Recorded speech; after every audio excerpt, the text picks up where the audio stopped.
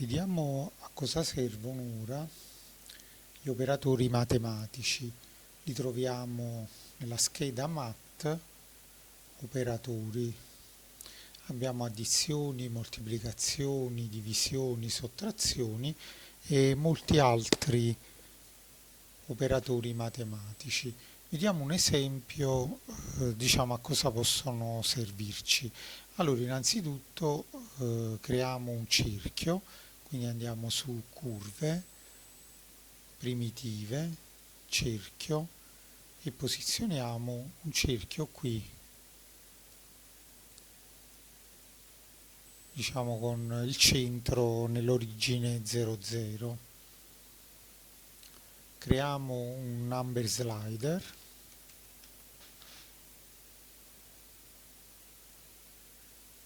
Con un doppio clic impostiamo un range massimo pari a 10.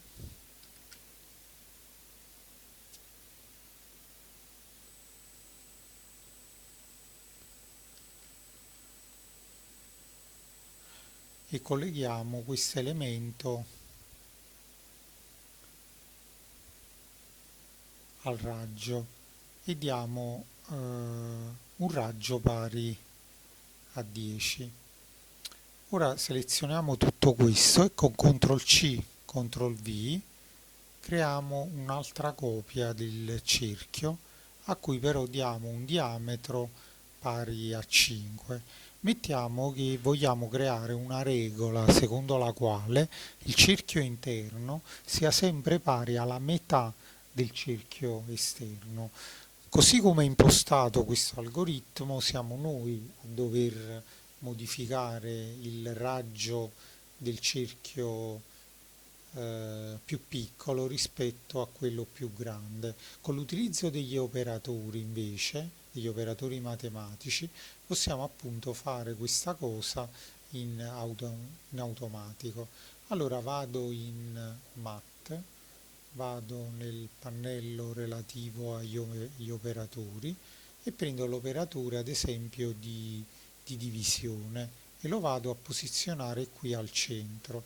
Mettiamo che io voglio che il raggio del cerchio più piccolo sia sempre uguale al valore del raggio più grande diviso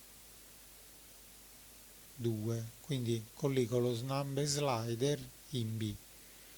Ora, qualsiasi sia il valore del cerchio grande, il raggio del cerchio piccolo sarà sempre uguale a questo valore diviso 2. Quindi gli operatori matematici sono molto utili per creare delle regole di collegamento tra,